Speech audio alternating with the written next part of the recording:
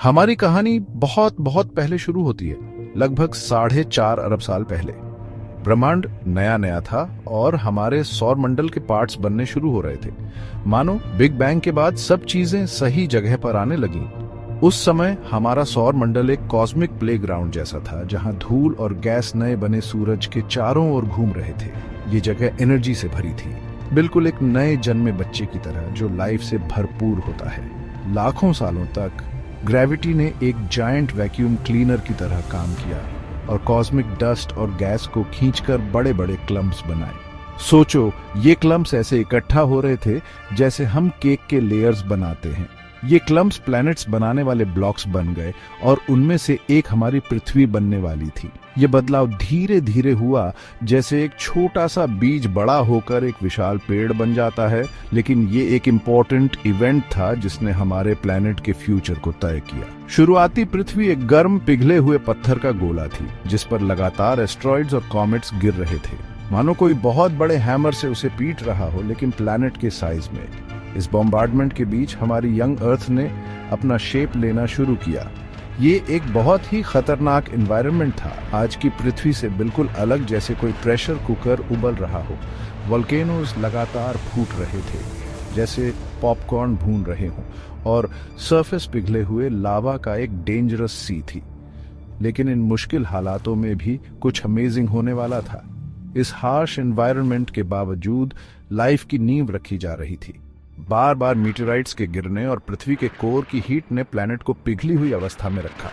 इस हीट ने पृथ्वी के अंदर हो रहे इंपॉर्टेंट चेंजेस में एक एसेंशियल रोल निभाया। भारी मटेरियल्स जैसे आयरन और निकल सेंटर की तरफ धंस गए और अर्थ का कोर बनाया।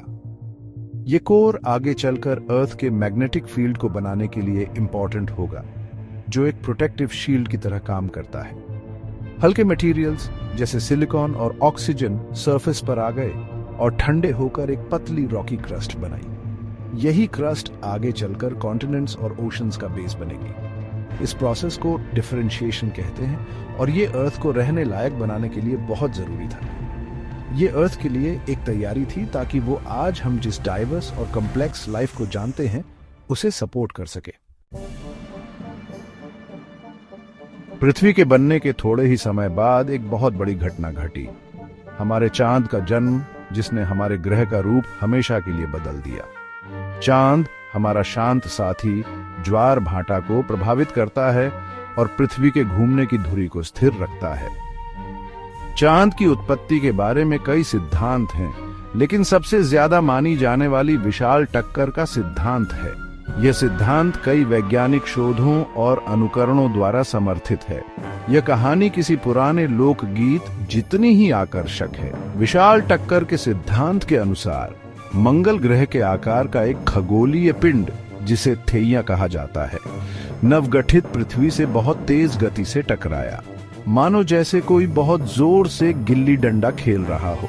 इस टक्कर से बहुत अधिक ऊर्जा निकली, जिससे पृथ्वी और थेइया के मलबे का ढेर अंतरिक्ष में फैल गया। पृथ्वी के चारों ओर धूल का एक विशाल छल्ला बन गया, जैसे किसी धूल भरी आंधी में लाल धूल का बादल। पृथ्वी के गुरुत्वाकर्षण से आकर्षित होकर धूल के ये अवशेष धीरे धीरे इकट्ठा होने लगे और अंततः चांद का निर्माण हुआ, जिसे हम आज देखते हैं। जैसे परत दर परत लाखों वर्षों में यह बनता गया। इस टक्कर के अन्य महत्वपूर्ण प्रभाव भी पड़े, जैसे पृथ्वी के भूविज्ञान और वातावरण में परिवर्तन। माना जाता है कि पृथ्वी की घूर्णन धुरी का झुकाव भी इसी टक्कर के कारण है।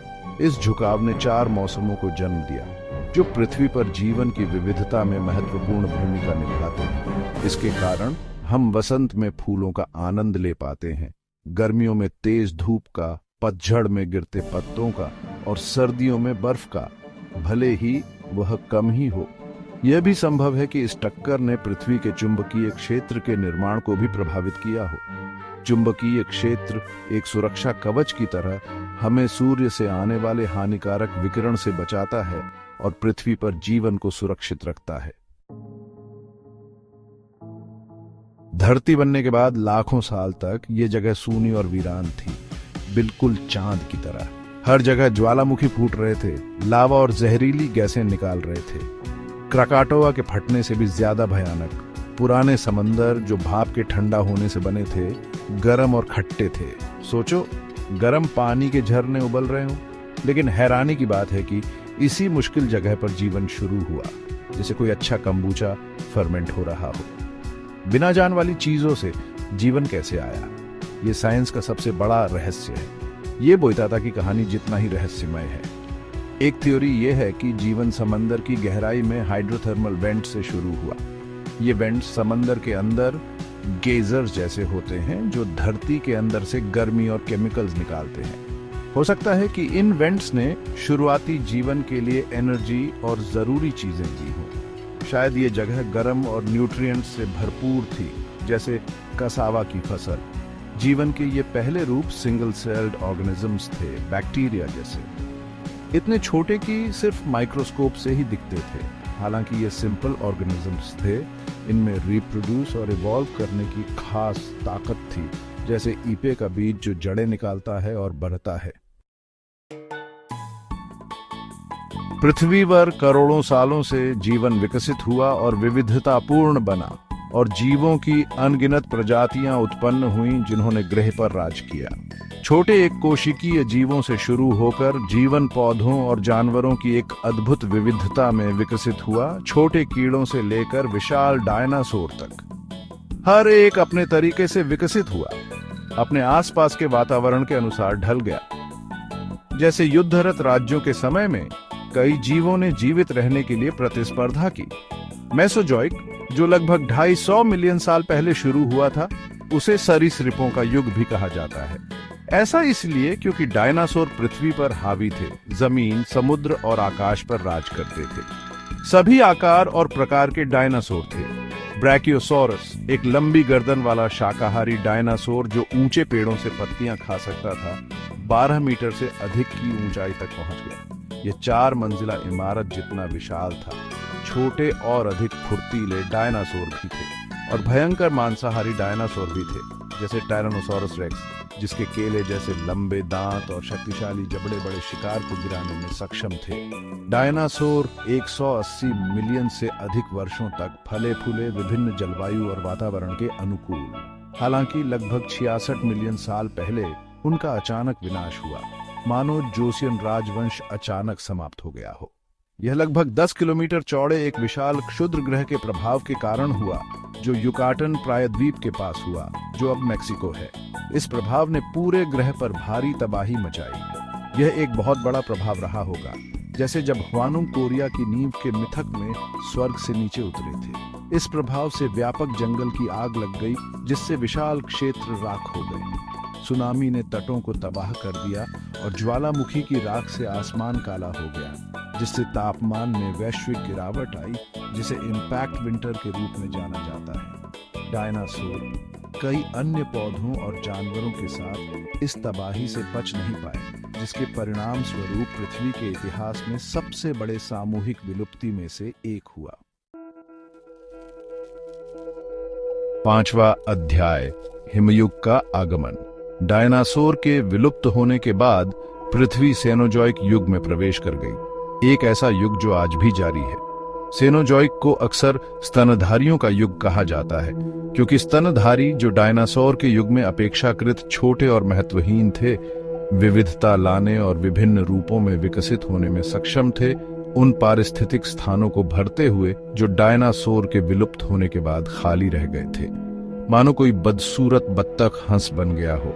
सेनोजोइक भी महत्वपूर्ण जलवायु परिवर्तनों का काल था, विशेष रूप से क्वाटरनेरी काल के हिमयुग लगभग 2,60,000 साल पहले शुरू हुए। इन हिमयुगों ने उत्तरी गोलार्ध के बड़े हिस्से में विशाल बर्फ की चादरों के बार बार आगे बढ़ने और पीछे हटने को देखा, जैसे किसी प्रकार का विशाल ज्वार। समुद्र तटों के हमारे आने और जाने के बारे में सोचें, लेकिन महाद्वीपीय पैमाने पर और बर्फ के साथ। हिमयुग के इन चक्रों का पृथ्वी के परिदृश्य, उसके जीवन और अंततः हम मनुष्यों पर गहरा प्रभाव पड़ा। 6ठा भाग, स्तनधारियों का युग। डायनासोर के जाने के बाद अब स्तनधारियों की बारी आई। जैसे बुरे वक्त के बाद अच्छे दिन आते हैं, है ना? वो हर जगह फैल गए, अलग अलग जगहों और रहन सहन के तरीकों के हिसाब से ढल गए और कई तरह की प्रजातियों में विकसित हुए। बिल्कुल 4x4 गाड़ी की तरह, समझ रहे हो? कुछ स्तनधारी बहुत मजबूत थे, जैसे मैमथ, जो बर्फीले युग में भी अच्छी तरह से रह पाए। कुछ स्तनधारी वापस समुद्र में भी चले गए, जैसे व्हेल और डॉल्फिन के पूर्वज। जैसे बिछड़ा हुआ बेटा घर वापस आ जाता है। स्तनधारियों का विकास लगातार बदलने, माहौल के हिसाब से ढलने और कई प्रजातियों में बदलने की कहानी है।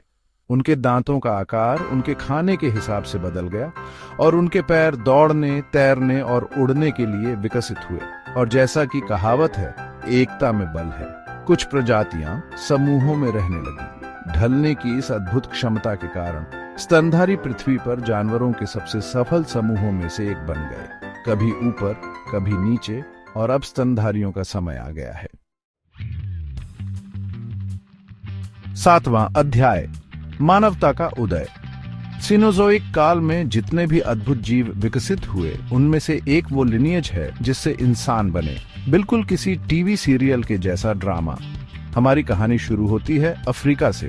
6 से 7 लाख साल पहले मानव पूर्वज चिंपैंजीज और बोनोबोस के कॉमन एंसेस्टर से अलग हो गए, किसी पुराने लोकगीत की तरह। इन पहले मानव पूर्वजों में कुछ ऐसे गुण थे जो उन्हें दूसरे प्रीमेट्स से अलग बनाते थे।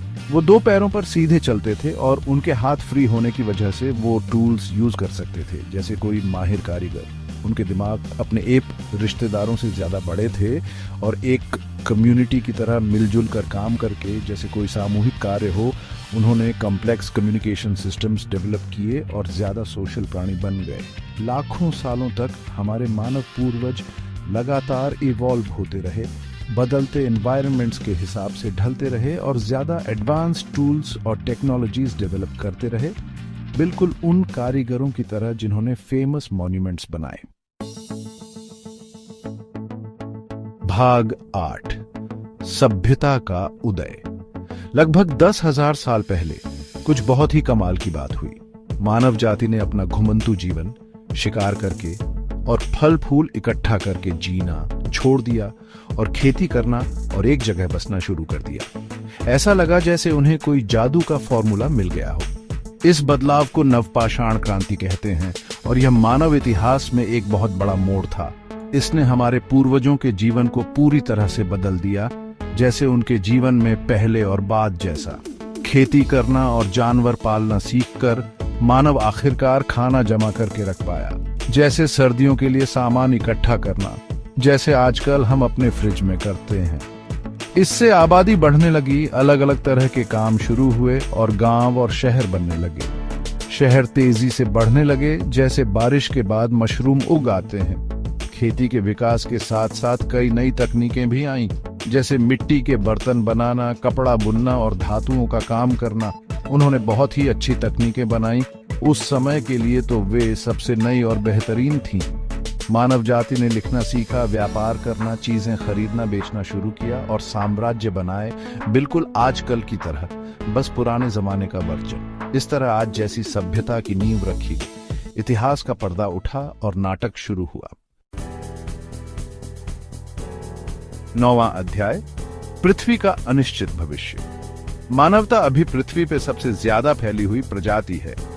हम पृथ्वी और उसके संसाधनों को ऐसे बदल रहे हैं जैसे किसी और प्रजाति ने नहीं बदला, ठीक उबंटू के विचार की तरह, मैं हूं क्योंकि हम हैं।